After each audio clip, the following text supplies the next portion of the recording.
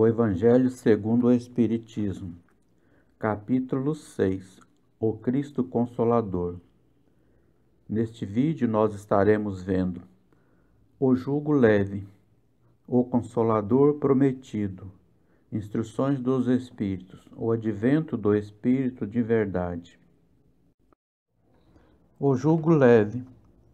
Vinde a mim, vós todos os que andais em sofrimento e vos achais carregados, e eu vos aliviarei. Tomai sobre vós o meu jugo, e aprendei de mim que sou manso e humilde de coração, e achareis repouso para as vossas almas, porque o meu jugo é suave e o meu fardo é leve. Mateus 11, 28 a 30. Todos os sofrimentos, misérias, decepções, dores físicas, perda de entes queridos, encontram sua consolação na fé no futuro, na confiança na justiça de Deus, que o Cristo veio ensinar aos homens. Porém, para aquele que não espera nada após esta vida, ou que simplesmente duvida, as aflições pesam muito mais, e nenhuma esperança vem suavizar sua amargura. Eis o que fez Jesus dizer: Vinde a mim, vós todos os que andais em sofrimento e vos achais carregados, e eu vos aliviarei. Entretanto, Jesus coloca uma condição à sua assistência e à felicidade que promete aos aflitos. Essa condição está na lei que ele ensina. Seu jugo é a obediência a essa lei.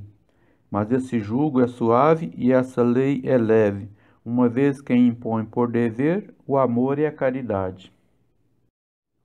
O Consolador prometido. Se me amais, guardais os meus mandamentos. E eu rogarei a meu Pai, e ele vos dará outro Consolador, para que fique eternamente convosco, o Espírito de verdade, a quem o mundo não pode receber, porque não o vê, nem o conhece. Mas vós o conhecereis, porque ele ficará convosco e estará em vós. Mas o Consolador, que é o Espírito Santo, a quem o meu Pai enviará em meu nome, vos ensinará todas as coisas e vos fará lembrar de tudo o que vos tenho dito. João 14, 15 a 17 e 26. Jesus promete um outro Consolador. É o Espírito de verdade, que o mundo ainda não conhece, por não estar pronto para entendê-lo, que o Pai enviará para ensinar todas as coisas e para fazer lembrar o que Cristo disse. Se o Espírito de verdade deve vir mais tarde ensinar todas as coisas, é porque o Cristo não disse tudo, é porque o que disse foi esquecido ou mal entendido.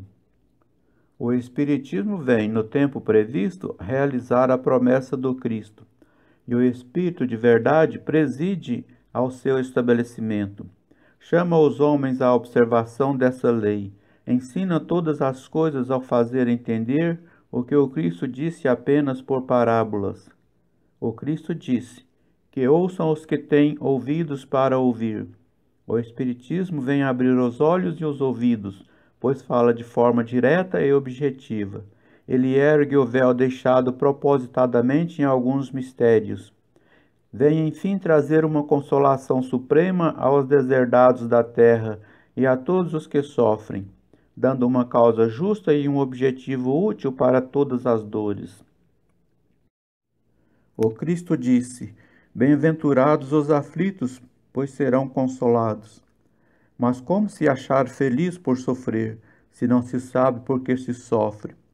O Espiritismo mostra a causa nas existências anteriores e na destinação da terra, onde o homem sofre as consequências do seu passado.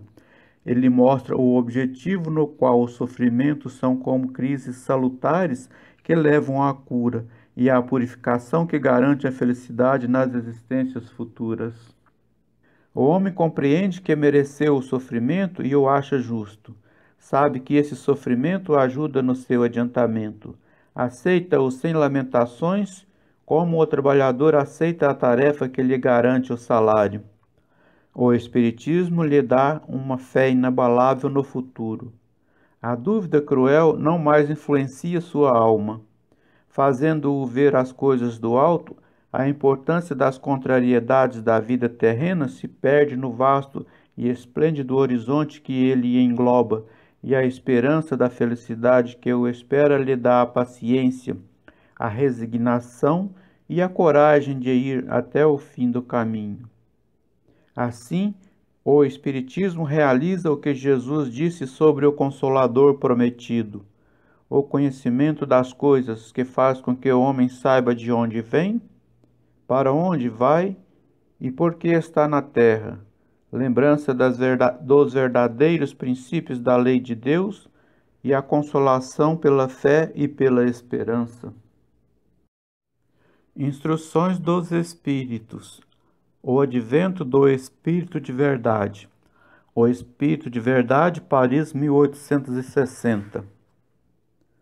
Venho, como antigamente entre os filhos perdidos de Israel, trazer a verdade e pôr fim às trevas. Escutai-me. O Espiritismo, tal como antigamente minha palavra, deve lembrar aos incrédulos que acima deles reina uma verdade soberana. O Deus bom, o grande Deus que faz germinar a planta e ergue as ondas. Revelei a doutrina divina. Como um ceifeiro, juntei em feixes o bem espalhado em meio à humanidade e disse: vinde a mim todos vós que sofreis. Mas os homens ingratos se desviaram do caminho reto e largo que conduz ao reino de meu Pai, e se perderam nos ásperos atalhos da incredulidade. Meu Pai não quer aniquilar a raça humana, quer que, ajudando-vos uns aos outros, mortos e vivos, ou seja, mortos segundo a carne, pois a morte não existe, socorrei-vos, e que não mais a voz dos profetas e dos apóstolos, mas a voz daqueles que não estão mais na terra se faça ouvir para vos gritar: orai e acreditai, pois a morte é a ressurreição e a vida, é a prova escolhida durante a qual vossas virtudes cultivadas devem crescer e se desenvolver como o cedro. Homens fracos, que percebeis as sombras de vossas inteligências, não afasteis a tocha que a clemência divina coloca nas vossas mãos para iluminar vosso caminho e vos reconduzir, crianças perdidas, aos braços de vosso Pai. Sinto-me compadecido pelas vossas misérias, pelas vossas fraquezas imensas, para não estender uma mão segura aos infelizes desgarrados, que, vendo o céu, caem no abismo do erro.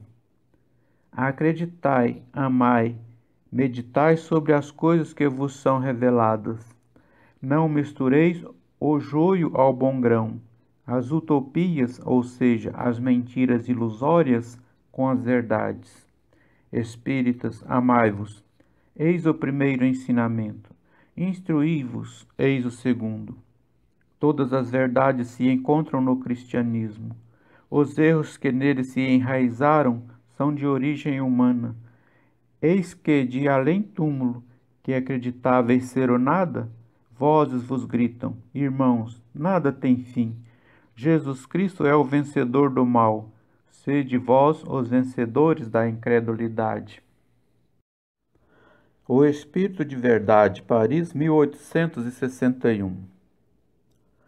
Venho ensinar e consolar os pobres deserdados. Venho lhes dizer que elevem sua resignação à altura de suas provas.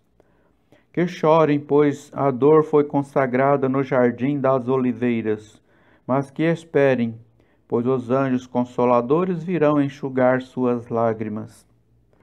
Trabalhadores, traçai vosso sulco, recomeçai no dia seguinte a rude jornada da véspera. O trabalho de vossas mãos fornece o pão terreno a vossos corpos, mas vossas almas não estão esquecidas. Eu, o divino jardineiro, cultivo-as no silêncio de vossos pensamentos. Quando soar a hora do repouso, quando o fio da vida escapar de vossas mãos e os vossos olhos se fecharem à luz, sentirei surgir e germinar em vós minha preciosa semente. Nada está perdido no reino de nosso Pai, e vossos suores, vossas misérias formam o tesouro que deve vos tornar ricos nas esferas superiores, onde a luz substitui as trevas, e onde o mais desprovido dentre vós será talvez o mais resplandecente. Eu vos digo em verdade, aqueles que carregam seus fardos e que assistem os seus irmãos são meus bem-amados. Instruí-vos na preciosa doutrina espírita que acaba com o erro das vossas revoltas e que vos ensina o objetivo sublime da provação humana. Como o vento varre a poeira, que o sopro dos espíritos elimine vossa inveja contra os ricos do mundo, que frequentemente são os mais miseráveis, pois suas provas são mais perigosas que as vossas. Estou convosco e meu apóstolo vos esclarece. Bebei da fonte viva do amor e preparai-vos, cativos da vida, para vos lançardes um dia livres e alegres, no seio daquele que vos criou simples e ignorantes, para vos tornar perfeitos, e quer que vós modeleis a vossa frágil argila, a fim de serdes os artesãos de vossa imortalidade. O Espírito de Verdade, Bordeaux, 1861. Sou o grande médico das almas e venho vos trazer o remédio que vos deve curar. Os fracos, os sofredores e os enfermos são os meus filhos prediletos, e venho salvá-los.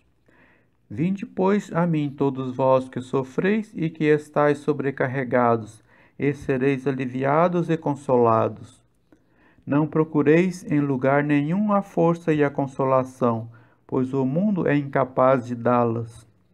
Deus faz a vossos corações um chamado supremo pelo Espiritismo. Escutai-o, que a impiedade, a mentira, o erro, a incredulidade sejam eliminados de vossas almas doloridas. Estes são os monstros que sugam o vosso sangue mais puro e que vos fazem feridas quase sempre mortais. Que no futuro, humildes e submissos ao Criador, pratiqueis sua lei divina. Amai e orai. Sede dóceis aos Espíritos do Senhor. Invocai-o do fundo do coração, e então ele vos enviará seu Filho bem-amado para vos instruir e vos dizer estas boas palavras. Eis-me aqui, venho a vós porque me chamastes. O Espírito de Verdade, Havre, 1863. Deus consola os humildes e dá a força aos aflitos que a imploram. Seu poder cobre toda a terra e por toda a parte, ao lado de cada lágrima, ele colocou um alívio que consola. O devotamento e a abnegação são uma prece contínua e contêm um ensinamento profundo. A sabedoria humana reside nessas duas palavras. Possam todos os espíritos sofredores entender esta verdade, ao invés de protestar contra as dores, os sofrimentos morais que aqui na terra são a vossa herança.